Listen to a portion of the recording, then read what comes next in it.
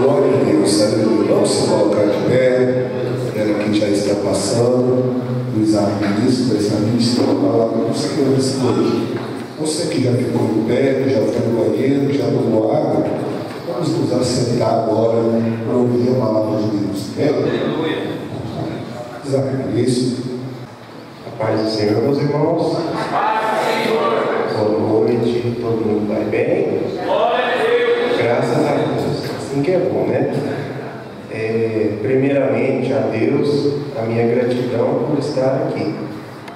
Eu agradeço, né, pastor Damares, por ter me pedido para poder vir aqui, dado essa oportunidade para vir aqui, quer dizer, pela hospitalidade do pastor Júnior, né, minha família, né, meu pai, meu tio, minha mãe, a Leila, minha tia, minhas priminhas, o meu irmão Mateus que veio, e também o irmão Flávio. O irmão Flávio, ele faz parte, ele sempre fala assim que nós da equipe do som somos uma família. E o irmão Flávio, ele é assim, tanto na Iturbana, ele está lá nos ajudando no som, né? E é uma bênção, fico muito feliz. Meus irmãos, sem mais delongas, né? Eu convido a todos a abrir as vossas Bíblias no livro de 1 Reis, capítulo de número 17, versículo 14. Coisa boa, meus irmãos, é a gente estar aqui na casa do Senhor, desfrutando, né, das bênçãos de Deus. Todos os irmãos já encontraram? Amém. Amém. Então vamos ler aqui. Então, a mulher disse a Elias: nisto conheço agora que tu és homem de Deus e que a palavra do Senhor na tua boca é verdade. Meus irmãos, então, o pastor Júnior autorizou, vamos fazer uma oração rapidinho aqui. Senhor meu Deus e Pai, estamos aqui, Senhor Jesus, dando graças a Ti por mais um dia de vida. Senhor Jesus, que nos abençoou desde quando estávamos em casa, nos colocou no coração de estar aqui na casa do Senhor e pela graça do Senhor me colocaste aqui para trazer a palavra do Teu povo. Pedimos a Ti que continue conosco, em nome de Jesus. Amém. Meus irmãos, a gente vai fazer aqui um início. Essa mulher que chegou a Elias e falou para ele assim, que ele realmente é o homem de Deus, era a viúva de Sarepta. Meus irmãos, agora vamos falar um pouquinho da história de Israel ligeiro. Primeira coisa, meus irmãos, Israel, a nação de Israel, ela foi uniforme durante 120 anos em reinado. Meus irmãos, começando aqui, a nação de Israel, desde o primeiro rei até a hora que partiu, durou 120 anos. Antes disso veio os juízes, que eram pessoas que Deus levantava para poder tomar conta, de um período. Mas enfim, meus irmãos, Deus aprove a Deus escolher primeiro Saul, depois de Saul veio Davi, depois de Davi veio Salomão, seu filho, e depois de Salomão veio Roboão. Na época de Roboão, que teve um problema lá, que ele não quis tratar bem uma parte da nação de Israel, e eles decidiram a partir. Aí o que acontece, meus irmãos? Durante esse período, no período que Elias viveu, passaram-se 6 gerações de reis. E onde Elias vivia, era complicado, porque as pessoas que Deus colocou para estar ocupando o cargo de de reis era da descendência de Davi. Davi foi o homem de Deus. Mas depois dele, pastor João, aparecia um rei pior do que o outro. Pode contar nos dedos as pessoas que foram reis, que foram realmente pessoas tementes a Deus. E na época, nessa época aqui, de Elias, teve o pior rei da história, que foi Acabe e a sua esposa Jezabel. É até interessante a gente falar assim sobre Jezabel, porque até hoje, quando a gente fala assim, Jezabel, é difícil a gente encontrar o nome de uma pessoa que se chama Jezabel, né, meus irmãos? Porque até hoje é conhecido, meus irmãos, porque o que a gente faz, a gente tem que tomar muito cuidado para a gente ser lembrado, né? À medida do possível, para o bem, né, meus irmãos? Enfim, meus irmãos, nesse período do rei Acabe, ele fez o que Deus não agradava, e também a sua esposa. E Deus mandou Elias para Acabe, falando assim: olha, num período de 3 anos e meio, Deus trouxe uma palavra para o povo, né? Assim, um alerta: o Senhor está pecando, está fazendo o que não é do meu agrado. Durante esse período de 3 anos e meio, vai vir uma seca, não vai chover, e também não vai vir orvalho, que geralmente cedo, na hora que dá o orvalho, é como se fosse uma neblina grossa, assim, como se fosse um pouquinho de chuva molhava a terra, né, e já era bom, porque o deserto é difícil. Não vai ter nem chuva e nem orvalho durante 3 anos e meio. E aí Elias foi embora. E aí eu fico pensando, meus irmãos, água é vida. E o que acontece? Sem a chuva, a plantação não vai para frente. Sem chuva, os animais, gado, rebanho, perece, né? E sem chuva também prejudica muito a economia, que já estava em crise. Porque sempre quando Israel, na história, na palavra de Deus, se desviava do caminho do Senhor, Deus trazia alguma coisa, um alerta. Assim: olha, está acontecendo isso porque vocês não estão andando conforme a minha vontade. Então, assim, Deus corrige aquele quem Ele ama. E aí Ele usou Elias para trazer essa palavra de alerta. E aí o que aconteceu? Acabe perseguiu Elias, vivo ou morto. Pensando, né? Imagina, né, um rei fala assim: não, quem encontrar ele vivo ou morto, eu quero.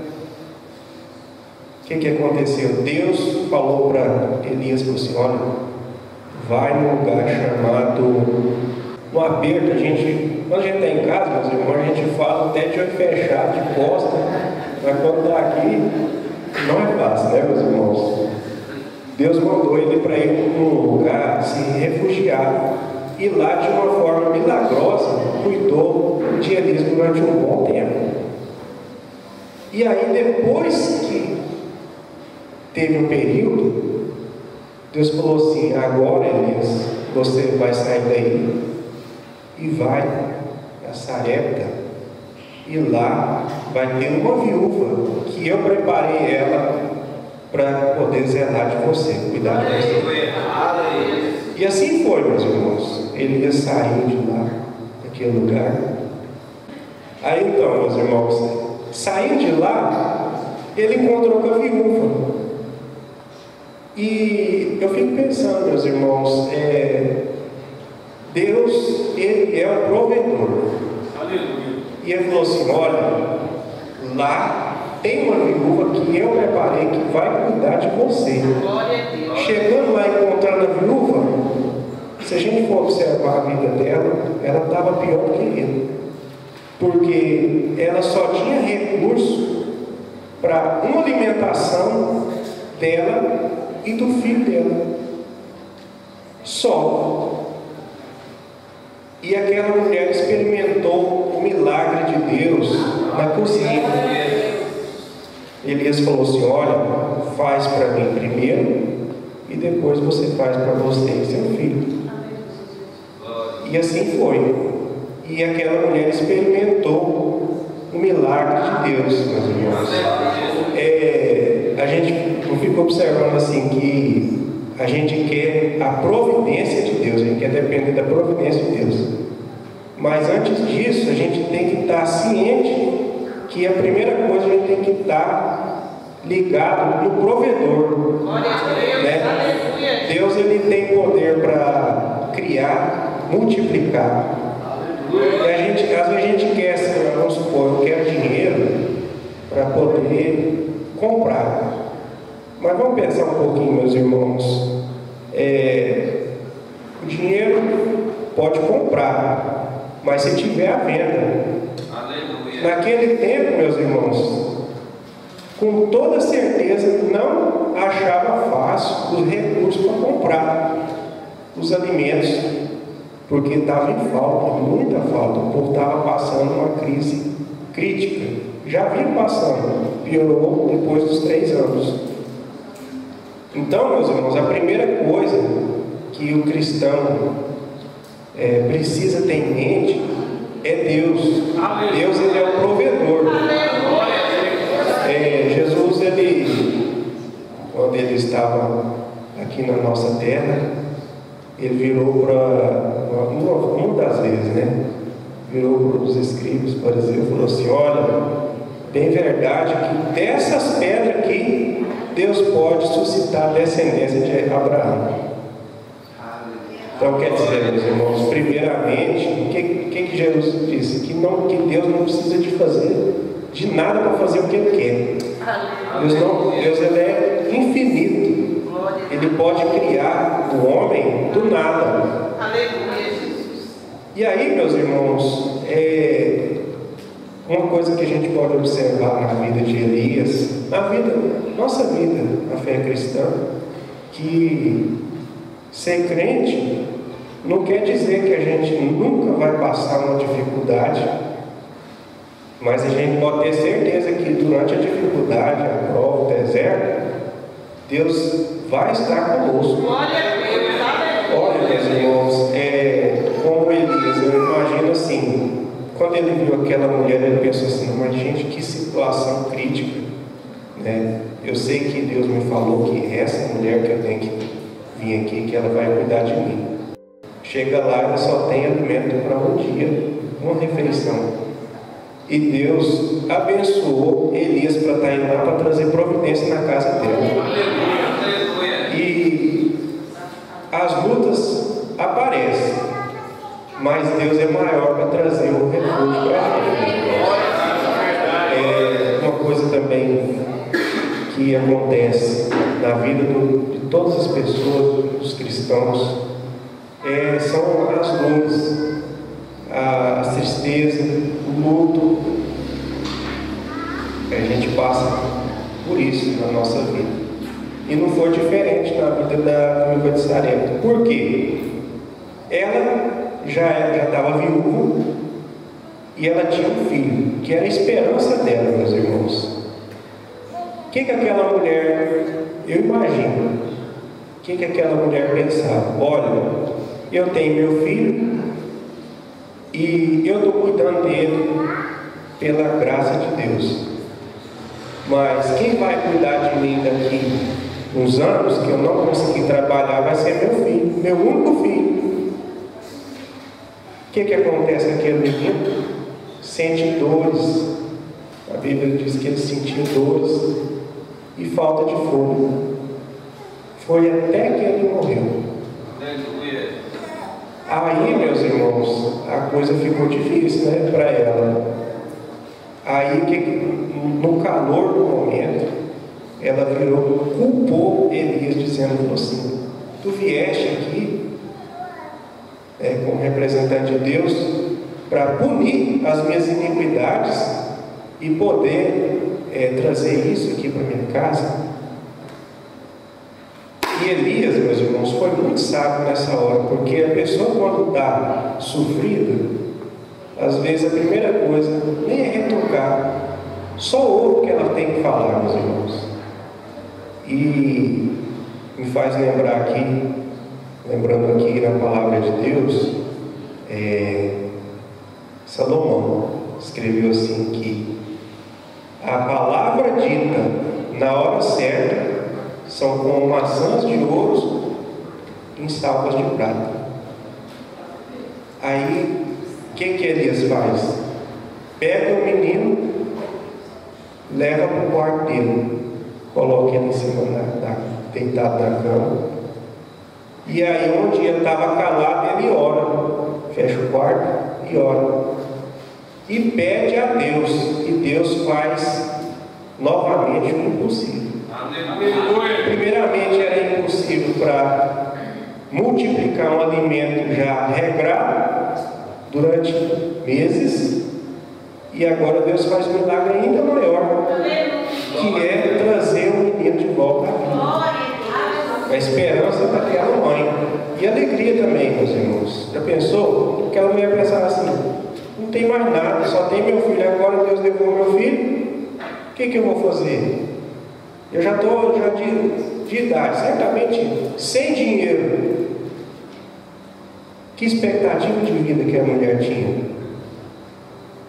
Aí Deus usa Elias e traz a vida para aquele menino. A Bíblia não conta o nome daquele menino, nem o nome da viúva. Ele pega o menino nos braços de novo e entrega para a mãe. Meus irmãos, e interessante que hoje em dia muitas pessoas falam de milagres sem realmente ter sido o instrumento de Deus. Eu estava lembrando aqui, tem um livro de Provérbios que Salomão escreve assim: como o vento que não traz chuva, assim é a palavra daquele que goza de dádivas que não conquistou. E no texto que nós lemos aqui, meus irmãos, é bem pertinente, porque como está difícil de encontrar pessoas de Deus hoje em dia. A cada dia que passa, diminui. A gente pode pensar assim: não, a gente vai depender do governo para poder melhorar, mas acima de tudo existe Deus, meus irmãos. Ele é, antes de tudo, Ele é quem cuida da nossa vida, meus irmãos. E aí, quando Elias entregou aquele menino para a mãe, aí ela pegou e falou aqui: nisto conheço agora que tu és homem de Deus. Como está difícil achar homens de Deus, né, meus irmãos? A palavra do Senhor fala assim: que conhecereis a árvore pelos seus frutos. É só ficar de olho, meus irmãos. Aparecem muitas pessoas que dizem que não são, mas por mais apertado que a pessoa pode tentar colocar uma máscara, ela não vai ser suficiente para segurar o tempo todo e vai cair. E nesse caso aqui, Elias, ele foi uma pessoa que Deus levantou naquele tempo, desconhecido. Assim, desconhecido fala assim, uma pessoa que não vinha de uma família influente, não vinha de nem... Era um homem que ninguém dava nada por ele, mas era um homem de Deus. Aleluia! Tem gente que às vezes a gente pensa: nossa, fulano, né? Mas às vezes a gente imagina o tanto que essa pessoa tem intimidade com Deus. Aleluia! E outra coisa aqui, ó. E que a palavra do Senhor na tua boca é verdade. Meus irmãos, é uma coisa que a gente pode observar aqui, que a palavra de Deus, ela é verdade. Mas Deus usa, para que ela assim, tenha realmente efeito, é necessário que quem fala tenha a verdade de Deus para dar, quem está falando tem a verdade de Deus consigo, porque senão não produz efeito. A palavra de Deus todo mundo pode ter. Quer ver? Eu vou dar um exemplo, meus irmãos. Apóstolo Pedro, o apóstolo Tiago, não, Paulo, Pedro, Paulo fizeram discurso pregando. Quantas pessoas aceitou Jesus? Nos nossos tempos, né? Hoje, já falecido, mas não há muito tempo, evangelista Billy Graham, tem o Jimmy, chama Jimmy Schwager, tipo coisa assim. Schwager. Meus irmãos, uma pessoa pode pegar o discurso, aquela palavra que ele pegou e falou. Pode ir lá falar do mesmo jeitinho, para a mesma quantidade de pessoas. Não vai ter o mesmo efeito se essa pessoa não tiver Jesus na vida.